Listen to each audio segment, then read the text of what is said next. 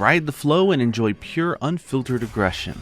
The switch axe is the very definition that a good defense is an even better offense. Welcome to my guide on the switch axe. The concept is simple. An axe that has good mobility and reach, which is used to build up gauge. Use that gauge to go ham in sword mode, which trades mobility for high damage.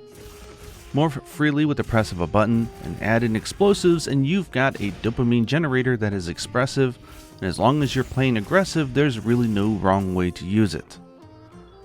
Triangle buttons are for damage focused combos, and circle are for combos that focus on building up gauge.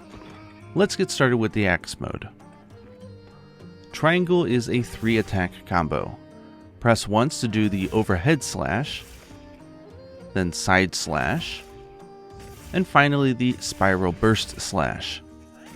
Each attack in axe mode builds up the switch gauge shown below your sharpness, and the final hit here, the spiral burst slash, builds up a ton. Later we'll learn that there are multiple ways to get to this move faster, but the standard 3-hit combo is the most basic way. From idle or after the spiral burst, press forward on the left stick and triangle to do a forward slash, which helps with micro distance adjusting.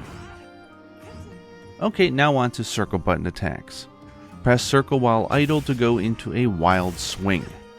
Keep pressing circle and you'll just continue to hack away in place.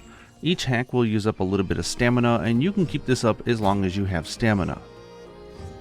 If you really need to, you can quick cancel out of it after the first hit by pressing triangle to do an overhead slash, but so long as you perform 2 or more swings, triangle will do the awesome heavy slam. This not only looks cool but does good damage, and just by executing the move, regardless of if you hit a monster or not, you will activate Power Axe mode. Power Axe mode is a buff that is a flat 10% damage increase, and you'll charge switch gauge 25% faster. It lasts for 45 seconds, and the skill Power Prolonger can increase that to 60, 75, and 90 seconds at level 3. You can refresh the timer by doing another heavy swing, so it's very easy to maintain. It's worth noting that the sneak attack for switch axe is one of the best in the game, as it's powerful and it immediately gives you Power Axe mode to start the fight. Definitely go for that in each hunt when you have the chance. Hold forward on the left stick and press circle to do a forward overhead smash, which allows you to quickly close distance.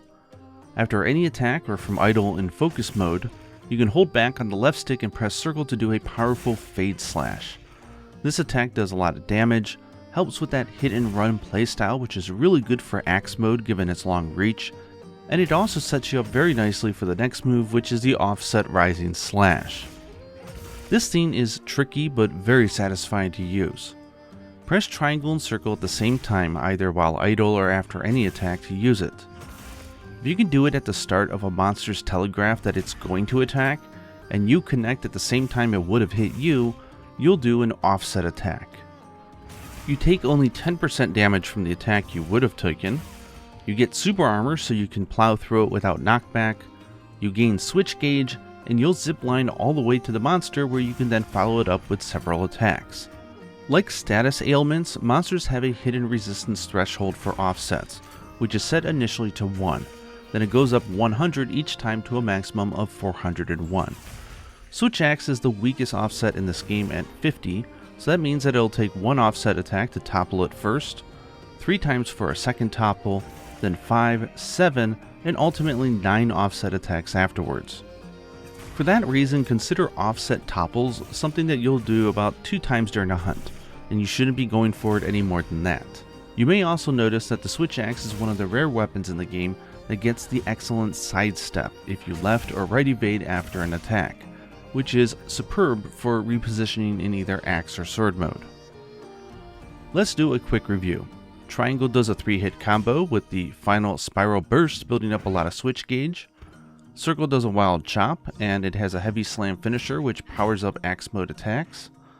Forward and circle does a forward overhead smash, and backwards and circle does the fade slash. Finally, triangle and circle together will do the offset rising slash. If we want to be thorough, there's also a jumping slash by pressing triangle in the air, a jumping sweep if done while sliding, and a dismount attack by pressing triangle and circle at the same time while mounted on your sacred, which is a really nice 2-hit attack which can be quickly followed up with a spiral burst slash. Not so bad, right? Okay, now it's time to learn about the switch gauge and put the switch into switch axe. As long as you have 30% gauge or more, indicated by that white line, you can press R2 at any time to morph into and out of sword mode. Sword mode has low mobility but huge damage output and has natural mind's eye, meaning that your sword attacks will never bounce off a hard part of a monster. If you press R2 and you don't have 30% more gauge, or if you run out of switch gauge while in the sword mode, you'll do a reload animation. So make sure to press R2 before that happens so you can do some axe attacks and build up more switch gauge. If you do need to do a manual reload after a jump is probably the best way to do one. Okay, so we've learned about axe mode and we know that R2 will morph us into sword mode, so let's cover the sword mode. Each swing of the sword will consume energy from that switch gauge, and some attacks will consume more than others. Like axe mode, triangle is for a 3-attack damage focus combo. The first hit is an overhead slash, then a right rising slash, and then the left rising slash. Just a nice looping combo that does big damage, and with each hit you can use the left stick input to reposition your hunter. Each attack in sword mode, you'll notice we are building up the amp gauge ever so slightly. It's the circle button attacks that will charge that up fast. Press circle once for the double slash, and once more for the heavenward flurry. The last hit will build up a ton of amp gauge. This combo itself is weaker and slower than the triangle buttons, but you can interchange it with the triangle attack so you can build up amp gauge while doing good damage. As a small bonus, if you press circle after the full 3-hit triangle button combo, it'll do a triple slash instead of a double slash. Once the amp gauge hits max, you'll enter in an amp state, which lasts for 45 seconds, or 60, 70, and 90 seconds with each level of power prolonger. You cannot refresh it, so once it's over, you'll have to build up amp gauge again. In this state, your sword attacks will all get additional file explosions, and you'll unlock your most explosive abilities, which we'll cover soon. Press R2 and triangle at the same time while idle or after any attack to do a counter rising slash, but instead of being a situational offset attack, this is a crazy, abusable, full-fledged counterattack that you'll want to get good at using. The counter starts from frame 1, so you can quickly pull this off if you think you're about to get hit. You'll take 70% less damage from the attack with slightly delayed timing, and a whopping 90% reduced damage if you do it with perfect timing. The counter rising slash gives you super armor, which means that you're not going to get knocked back and you're not going anywhere, and you can just keep up your onslaught. It builds up gauge and can be followed up by a slew of attacks after the initial 2-slash counter, be it another counter if you're still getting attacked, circle to do a heavenward flurry for more gauge, or a morph slash with R2 which can follow it up immediately with a spiral burst slash for more switch gauge and much more. This counter will also cover you all 360 degrees, and can even be used on attacks that normally a weapon like Lance would need guard up to guard. It's insane. Since you still technically take damage, this means that stun resistance or anything that might help with any status ailments you're worried about is a must for switch axe if you're utilizing this powerful move. But on the flip side, you can use skills that power you up when you take damage to really take your output to the next level. Let's do a quick review. Triangle does a powerful 3-attack combo, which you can repositioning while using. Circle does a slower 2-attack combo, which builds up amp gauge. R2 and triangle at the same time is an amazing counter rising slash. Good. Okay, we just spent a lot of time going over the basic axe mode and sword mode and their respective gauges. Now it's time to talk about the explosive signature feature of the weapon. Press triangle and circle at the same time in sword mode to initiate an elemental discharge. Keep pressing triangle to do 8 explosions and then a final finisher which will automatically put you back into axe mode when it's complete. You can pull out early if needed with back input on the left stick for a weaker finisher. As a new follow-up to that finisher, hold R2 to do one of the most busted moves in the game, the full release slash. You'll often see it abbreviated as FRS on forums. If you're not in amp state, you'll do a weaker unbridled slash. But the full release slash, you'll need to hold down R2 for a long period, and then you'll do the massive attack. During the charge you are vulnerable, but once the attack starts you gain hyper armor, which means unless you die from damage, nothing is stopping you. The damage is insane, and it doesn't even need switch gauge to do. You do have a long animation stop afterward, but once you recover you can press triangle to quickly do a spiral burst slash and immediately get 30% of your switch gauge back so you can re-enter sword mode.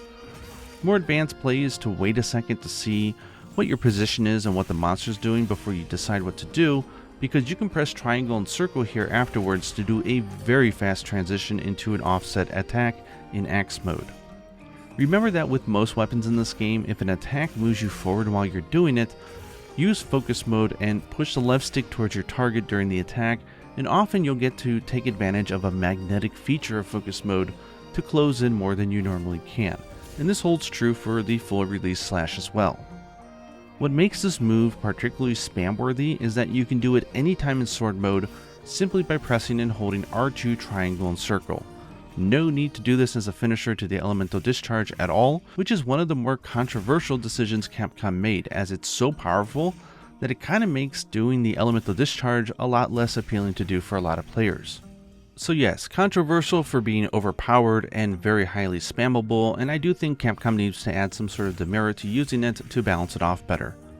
The good news is that if you don't like spamming a powerful move, you don't have to. The elemental discharge and other features of the switch axe do more than enough damage to use without abusing the full release slash, which also means that in the future, if they do nerf it, the weapon will remain a strong choice regardless.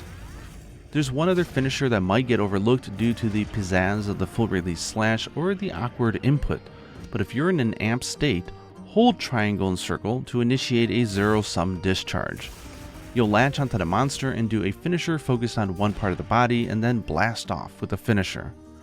Sure, you don't get the full release slash options afterwards, but let's look at why this move is insanely good. First, it focuses on one spot of the monster, meaning that it's great for creating weak spots. Second, if you are surrounded by multiple monsters or if the monster is flying or running away, it gives you a way to sort of latch on and rodeo ride it. You also take 50% reduced damage if you happen to get hit while you're mounted on the monster and doing your elemental discharge. Rule of thumb is that if the monster is downed, go for the normal elemental discharge and a full release slash, and if the monster is just getting up, or if you want to aim for a specific part to break it, or if the monster is about to run, use the ZeroSum Discharge instead. On the topic of weak spot attacks, in Wilds each weapon has a weak spot attack done by holding L2 to go into focus mode and pressing R1. Some weapons have some mechanical reasons to give them priority for these weak spots, and for the switchbacks, it features one, if not the highest, DPS that you can do in the game with its sword mode weak spot attack. After you do it, you can hold R2 to do a full release slash. If you're in axe mode, you can still grab the weak spot attack and then press R2 during the move to morph into the sword for the finisher.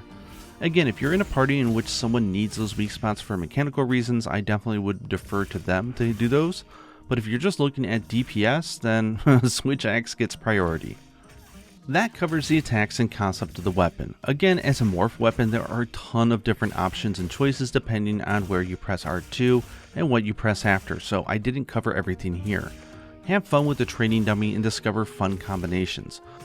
Armor skills that are good for the switch axe, of course, is Power Prolonger, which is why you'll see it on a lot of weapons, as well as Focus to build up gauge faster, Rapid Morph for faster and more powerful morph attacks, Counter Strike since you'll be taking chip damage as you use the counter with the sword, so it's almost always active, Evade Distance to increase your mobility, and a slew of others as well. There are 5 types of switch axe file types, but considering at Title Update 1 their game only has a single Paralysis, Poison, and Exhaust file type, the only ones I'm going to really mention here are the Power File, Element File, and Dragon File types. Power File types give a 17% damage increase to your sword attacks by default, and explosions scale with raw power. It's the most common and generally most powerful type, but the downside is that it takes a longer time to charge your amp gauge. You can use Focus to help sort of mitigate this, or just try to play around it, but make sure that you're using Power Prolonger when using a power type, since getting back into amp state will take some time. The opposite is Dragon File. The explosions scale only on raw, and it scales pretty bad even at that. But the benefit is that you can get into an amp state insanely fast. Even Power File with Focus Level 3 can't even come close. This is a great quality of life type of switch axe if you don't mind less power, and I use it a lot for casual hunting as a result. Elemental File is sort of in the middle. Its explosions and amp state scale both off of raw and elemental, with a focus more on the elemental side, and the attacks with the sword get a 45% elemental damage boost. They charge up the amp gauge relatively well, but are really only good choices if you're using the element that the monster is most weak to. But it does have one thing going for it that the others don't, which is the RGB bling. The explosions for each element look gorgeous, and glam is just as important as DPS in my eyes. And that's that. The switch axe has a lot it can do, but once you play around with it in the training room, you'll discover it is quite simplistic to wrap your head around. It's very fun to play. I suggest at the start just using morph attacks and sidesteps to learn the flow of the weapon, and normal elemental discharges. The next step in sort of upping your game will be working in the full release slash and ZeroSum discharges. The next natural state after that is learning how to use and abuse the counter rising slash and sword mode, and even more advanced would be mastering the offset axe attack. It's definitely tricky, but oh man does it feel good when you get it. Or you can do what the internet says and just spam full release slash over and over until the monster dies. It's up to you. Hope you guys enjoyed this guide, and until next time, happy hunting.